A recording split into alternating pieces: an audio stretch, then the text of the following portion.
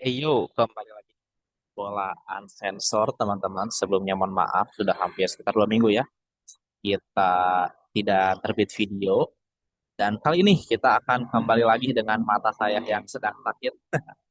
Ini kita akan bahas Liga Inggris.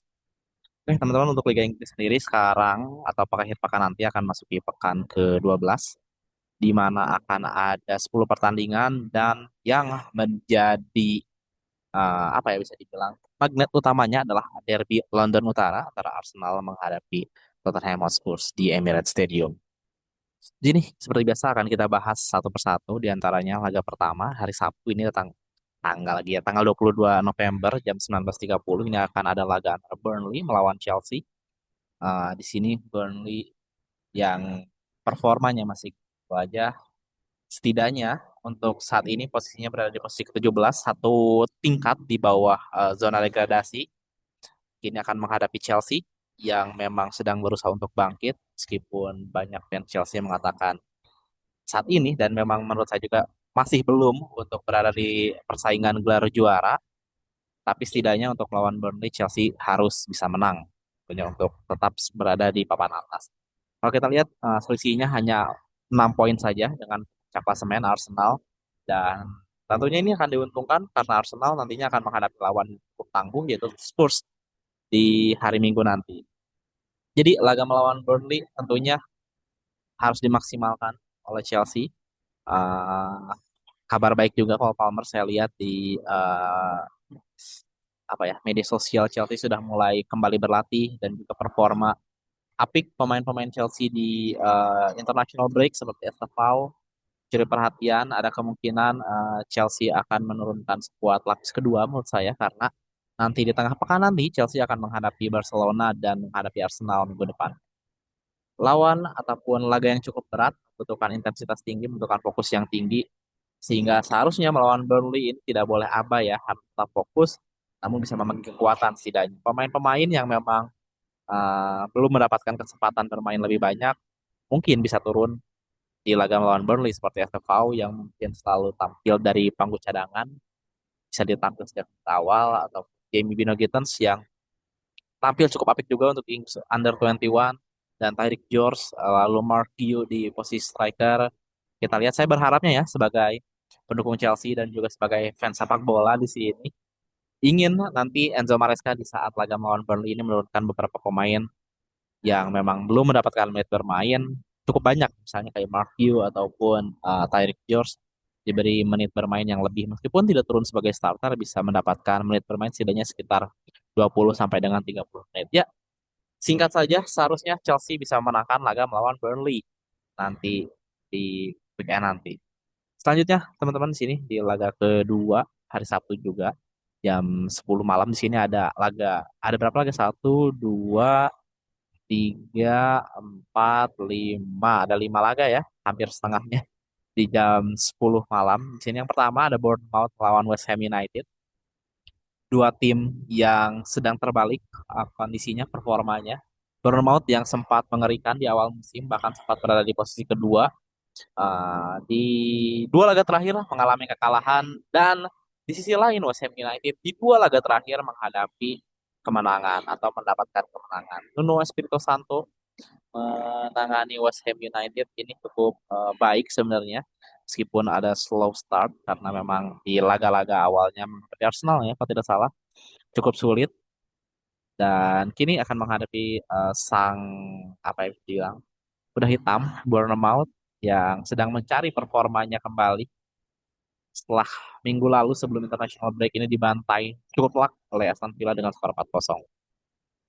Tidak banyak pemain yang cedera di sini, hanya Justin Kluivert yang dikabarkan belum terlalu fit. Kita masih belum tahu apakah bisa main nanti malam. Namun Bournemouth tentunya diunggulkan ketika melawan West Ham di apa yang namanya ya? Vitality Stadium. Selanjutnya ini dia Brighton menghadapi Brentford. Ini tim yang berada di papan tengah musim ini. So far di 11 laga awal, Brighton dan Brentford klub menyepalap dengan tim-tim yang bersaing untuk digelar juara seperti Brighton bisa mengalahkan Man City dan juga Brentford bisa mengalahkan United serta Liverpool. Jadi memang dua tim ini cukup sulit untuk ditebak performanya. Dan untuk apa ya bisa dibilang, untuk pertandingannya saya prediksi akan seru, akan terbuka. Ini duel pelatih muda juga antara Kit Andrews dan juga Fabian Hurzeler dari Brighton. Saya punya feeling dan saya berharap laga ini akan menghasilkan banyak gol karena memang eh, kedua tim tentunya ingin memperbaiki posisinya, setidaknya bisa bermain di kompetisi Eropa, baik itu Brighton ataupun Brentford. Tidak banyak pemain yang cedera juga, tidak banyak pemain yang pergi di international break. Tentunya jeda sekitar 10 hari lebih atau 2 minggu ini harus bisa dimanfaatkan untuk memulihkan kondisi fisik, dan saya berharap dua laga ini laga kedua tim ini akan berlangsung sangat seru. So, Brighton lawan Brentford, saya prediksi ini akan terjadi lebih akan ada banyak gol, dan saya sedikit mengunggulkan Brighton di sini karena bermain di kandang, dan juga saya lebih suka cara bermain dari ini ya, dari Fabian Hurler dibandingkan dari si Kate Andrew. Oke, selanjutnya ini ada Fulham menghadapi Sunderland di jam yang sama. Fulham performanya tidak bagus-bagus amat. Kalau kita lihat di 5 laga terakhir, kalah 4 kali dan juga hanya menang sekali. Itu pun menang melawan Wolves yang juga merupakan juru kunci. Akan menghadapi Sunderland yang sebenarnya performanya lumayan oke. Apalagi saat berhasil menahan imbang Arsenal di kandangnya sendiri ya. Kalau tidak salah di kandangnya sendiri. Lewat gol menit-menit akhir lewat dari Broby. Sebelumnya di 2 minggu kebelakangnya berhasil mengalahkan Chelsea di kandang Chelsea. Tentunya Sunderland ini merupakan tim yang penuh kejutan yang tidak disangka-sangka akan melaju sejauh ini. Kalau buat teman-teman yang sempat mengikuti saya sempat memprediksi bahwa Sunderland ini akan apa ya bisa melaju cukup jauh, tidak hanya bertahan di zona degradasi seperti tim-tim promosi Premier League di tahun-tahun berikutnya, karena kita lihat balik lagi prestasi yang baik dan benar dilakukan oleh Sunderland mendatangkan beberapa pemain yang memang tepat guna bagi tim tersebut sesuai dengan profil pelatih, sehingga ya Sunderland bisa melaju sejauh ini di Premier League. So far ini berada di peringkat keempat dan sudah mengoleksi 19 poin. Ngeri juga ini si Sunderland. Dan kalau kita lihat lawannya di sini Fulham tidak terlalu baik, melakukan pembelian pun di menit-menit akhir dan tidak banyak apa ya bisa dibilang pergantian ataupun penguatan tim. So far hanya Kevin yang perform di Fulham sebagai pemain baru. Ya balik lagi Fulham dan Sunderland in high spirit, but Fulham ingin terus apa ya, menjaga asa untuk selalu berada di Premier League. Fulham juga ini agak rawan sebenarnya jika terus-terusan menghadap ataupun mengalami atau mendapatkan hasil-hasil yang kurang baik, karena berada di peringkat 15 pun poinnya ada 11, ini hanya terpaut 2 poin dari Nottingham Forest yang berada di peringkat 19 dengan 9 poin. So, Fulham memerlukan kemenangan setidaknya untuk bertahan di Premier League musim ini. Jadi Sunderland sedikit diunggulkan menurut saya, namun hasil imbang merupakan hasil yang cukup adil ya sepertinya, karena Sunderland masih berapi-api dan Fulham bertekad untuk mempertahankan dirinya di Premier League musim ini. Oke guys, selanjutnya ada Liverpool menghadapi Nottingham Forest. Nottingham Forest yang perlahan-lahan mulai bangkit di bawah Sean Dyche setelah drama dari sang pemiliknya Marinakis di awal-awal musim. Jadi kini akan menghadapi Liverpool yang memang inkonsisten di beberapa laga terakhir. Kita lihat 5 laga terakhir, 4 kali kekalahan, 1 kali menang. Formnya mirip dengan Fulham sebelumnya mengalami 4 kekalahan beruntun. Dan di pekan lalu sebelum international break dibantai oleh Man City dengan skor 3-0. Liverpool banyak problem, banyak mendapatkan tidak beruntungan. Di antaranya Giovanni Leoni, pemain muda yang datangkan dari Parma, harus mengalami cedera ACL, dibeli dengan hal yang cukup mahal. Lalu juga saya selalu mengungkapkan hal ini bahwa salah satu hal di Liverpool yang menjadi masalah musim ini adalah ketidakseimbangan dari apa yang bisa dibilang formasi maupun pemain yang ada di Liverpool. Kalau kita lihat dengan datangnya Florian Wirtz di lini tengah Liverpool, otomatis ada satu pemain yang digeser. Kalau kalau kita mundur balik lagi ke setahun belakang saat Liverpool menjuarai Premier League, ini kan ada tiga kombinasi pemain tengah, yaitu ada Ryan Gravenberch, lalu juga ada Alexis McAllister, dan juga ada Szoboszlai. Dengan masuknya Florian Wirtz, pemain berposisi nomor 10 sebagai lubang serangan, bermain dengan formasi 4-2-3-1. Di sini Liverpool harus menggeser beberapa pemainnya, di antaranya seperti Szoboszlai yang kerap mengisi posisi sebagai false back, meskipun bermain sebagai bek kanan namun agak masuk dalam. Lalu juga kadang Florian Wirtz bergeser ke kiri untuk mengakomodasi Szoboszlai yang kadang mengisi posisi nomor 10. Kadang dari tiga pemain yang mengantarkan Liverpool juara tahun lalu ini tidak dimainkan salah satunya. Sehingga Florian Wirtz tetap berada di posisi nomor 10. Lalu juga Liverpool memiliki dua striker yang mahal musim ini, di antaranya Ekitike dan juga Alexander Isak. Belum pernah dimainkan, atau ya lupa pernah atau tidak dimainkan, namun seringnya tidak sering dimainkan secara berbarengan. So, Liverpool harus mencari solusi formasi terbaik, formasi seimbang bagi Liverpool karena kalau kita lihat ini skuad yang ada di Liverpool ini cenderung memiliki pemain yang lebih kuat dalam menyerang dibandingkan bertahan. Praktis pemain yang bertipikal bertahan selain back ya. Kayak McAllister kan sebelumnya di Brighton ini sebagai CM ya, bukan murni defensive midfielder.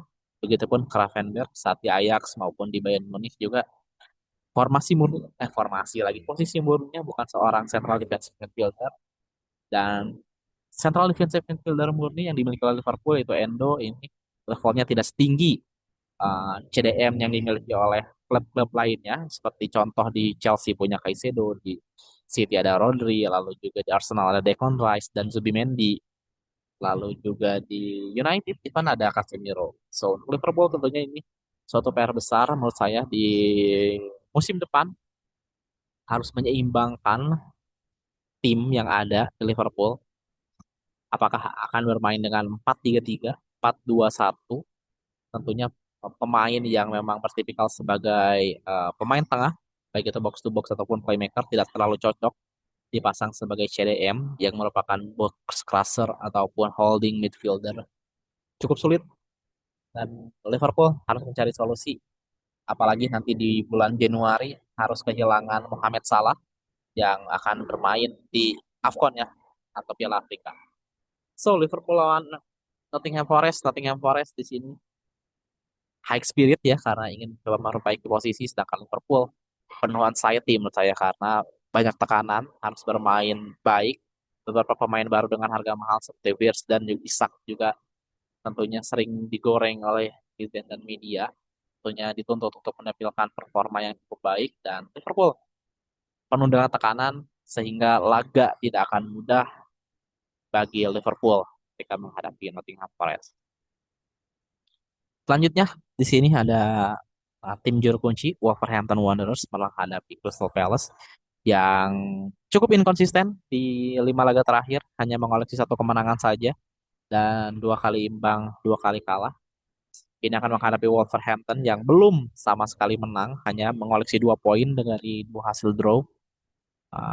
Calon kuat degradasi Wolves musim ini akan menghadapi sang juara FA Cup yang tentunya ini perlu untuk mendapatkan kemenangan kembali ya. Setelah di 5 laga terakhir ini formnya tidak terlalu baik, meskipun kalahnya di sini melawan Arsenal dan juga melawan Everton. Palace sangat diunggulkan untuk menang melawan Wolverhampton Wanderers. Tidak ada pemain yang cedera, beberapa pemain yang bermain di aktif. Mohamed pun tidak terlalu banyak, praktis hanya Mark Gehi yang menjadi andalan di negaranya. Chris Richard mungkin di Amerika Serikat. Dan ya, so far tidak ada Muartan pun tidak dipanggil, meskipun menurut saya sangat layak untuk berada di skuad Liga Inggris di tim nasional Inggris. So Pels lawan Wolves, singkat saja, Pels sangat diunggulkan dari berbagai faktor. Selanjutnya di sini ada Newcastle United menghadapi Man City. Man City yang perlahan-lahan mulai mendekati Arsenal. hanya selisih 4 poin saja jika pun menang nanti pada saat melawan Newcastle dan Arsenal kalah ini selisihnya hanya ada 1 poin ya bersama Arsenal.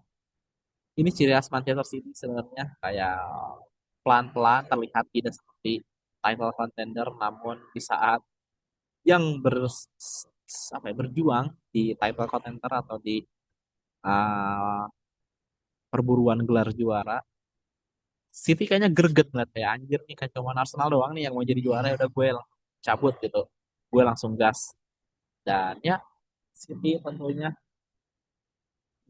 apa punya peluang sangat besar lawan Newcastle karena di sini Newcastle kehilangan 2 pemain pentingnya itu Nick Pope yang menghadapi cedera kepala meskipun ya Newcastle punya pelapis yang cukup baik itu Aaron Ramsdale dan juga Joelinton ini cedera tulang kering ya di sini infonya sehingga Manchester City sangat diunggulkan terlebih lagi kalau kita lihat Newcastle di dua laga terakhir ini hasilnya tidak terlalu baik sebelum FIFA Matchday ini dikalahkan oleh Brentford dengan skor 3-1 dan di sini juga akan menjadi duel dari dua striker jangkung yaitu Nick Woltemade striker asal Jerman menghadapi striker asal Norwegia Erling Haaland dari Manchester City. Manchester City sangat diunggulkan praktis pemain-pemain yang cedera di Manchester City sudah mulai kembali seperti Ryan Cherky lalu juga siapa ya Savinho dan praktis yang cedera hanya tinggal Mateo Kovacic. So Manchester City full team squad penuh meskipun banyak pemain yang berlaga di international break tentunya waktu 3 hari harusnya cukup untuk kembali melawan Newcastle di weekend nanti ya teman-teman jam 00.30.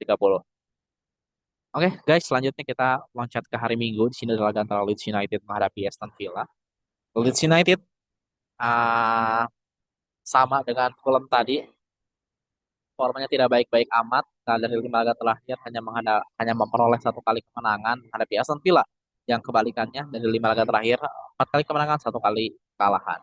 Aston Villa yang kalau kita lihat di awal-awal musim selalu kalah, selalu draw. Bahkan di 5 atau 6 laga awal tidak pernah mencetak gol, tapi Unai Emery akhirnya berhasil membawa Aston Villa di jalur kemenangan. So far sini sudah berada di peringkat ke-6 dengan total berapa poin ya guys? Ini ada 18 poin, memiliki poin yang sama dengan Spurs, United, dan juga Liverpool serta Bournemouth. Ngeri-ngeri juga ini persaingan di Premier League musim ini. Lebih seru karena banyak tim yang saling mengalahkan sehingga persaingan untuk di menuju zona Liga Champions yang khususnya cukup sengit. Aston Villa singkat saja sangat diunggulkan di laga melawan United. Dan ini dia guys suguhan utama tengah pekan nanti di hari Minggu jam setengah 12 malam waktu Indonesia Barat ada laga antara Arsenal menghadapi Tottenham Hotspur. Derby London Utara. Di sini ada kabar baik, kabar buruk. Arsenal di sini apa ya bisa dibilang mengalami mendapatkan kabar buruk di FIFA Matchday kemarin di mana Gabriel Magalhaes ini cedera ketika Brazil menghadapi Tunisia diprediksi cederanya sekitar 1 sampai 2 bulan namun masih akan melakukan scanning apa ya lanjutan di training centernya Arsenal apa yang namanya pokoknya di London akan menghadapi pemilihan lanjutan dan data yang saya dapatkan pun masih belum ada pemain yang cedera dari Arsenal praktis hanya Gabjes yang cedera ACL dan sudah mulai berlatih juga kemarin saya lihat. Di sisi lain Spurs juga yang sejak awal apa ya, banyak pemain yang cedera kini sudah kembali perlahan-lahan seperti Destiny Udogie, lalu juga Cuti Romero, lalu juga Bentacur. Praktis yang cedera hanya Maddison yang ACL serta Dejan Kulusevski yang cedera. Hampir full tim dari kedua tim. Arsenal tentunya ini sangat diunggulkan meskipun di match day kemarin draw kecolongan oleh Sunderland dan Spurs di sini di 5 laga terakhir pun tidak terlalu oke ya kalau kita lihat si performanya di sini. Di 2 laga terakhir ini kalah oleh Chelsea dan juga draw lawan Manchester United lewat gol akhir dari Matic Delik. Tentunya ini minggu-minggu yang cukup berat bagi Spurs. Untung ada sedikit jeda meskipun beberapa pemain pergi bersama negaranya di international break. Laganya akan selalu seru, akan selalu penuh emosi, akan selalu panas derby London Utara kalau kita lihat. So Arsenal lawan Spurs, saya berharap akan ada apa ya, penuh tensi tinggi atau laganya ini ada tensi tingginya, dan ini akan menjadi duel juga dari kedua pelatih, dari Mikel Arteta dan juga Thomas Frank, membuktikan siapa pelatih yang memang bisa menguasai London Utara. Arsenal tentunya diunggulkan karena memang eh, tampil cukup stabil hampir di 12 laga awal ini, dan Tottenham Hotspur harus mencuri kemenangan di Emirates Stadium untuk membuat Liga Inggris semakin seru. Oke, guys, selanjutnya kita akan ke laga Man United lawan Everton di laga terakhir ini di hari Selasa ya, jam 3 waktu Indonesia Barat. Kalau di Inggrisnya berarti hari Senin mainnya. Di sini United akan menghadapi Everton di Old Trafford. United ya di 5 laga terakhir belum pernah mengalami kekalahan, 3 kali kemenangan, 2 kali draw. Akan ditantang Everton yang performanya cukup oke sebenarnya kalau bisa kita lihat musim ini. Berada di papan tengah, tidak terlalu mepet ke bawah. Kalau kita lihat Everton di beberapa musim terakhir selalu mepet ke bawah posisinya kini. Sosok lah bisa berada di papan tengah. Kalau kita lihat pun perbedaan poin dengan United pun tidak terlalu jauh ya. Di sini United mengoleksi 18 poin dan Everton 15 poin. Kalaupun Everton menang bisa menggeser United di posisi ketujuh. Sangat sengit kalau kita lihat guys. Di sini persaingan Premier League untuk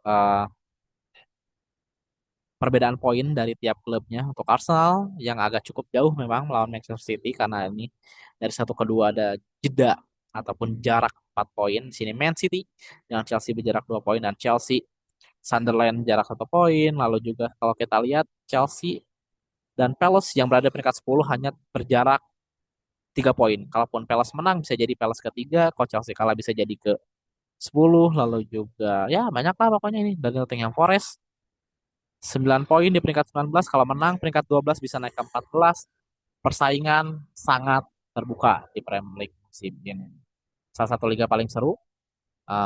Untung Manchester City tidak terlalu mendominasi dan Arsenal ya being Arsenal. So jadi untuk tim-tim lain memiliki kesempatan untuk saling mengalahkan dan meraup poin sebanyak-banyaknya. So Liga Inggris singkat saja, derby Antara yang akan menjadi sajian utama, namun masih banyak laga-laga seru dan persaingan di Liga Inggris juga semakin ketat. Siapa yang akan meraih juara, siapa yang akan melaju ke kompetisi Eropa, dan siapa yang akan terdegradasi. Oke, sekian aja mungkin untuk di section bahas Liga Inggris.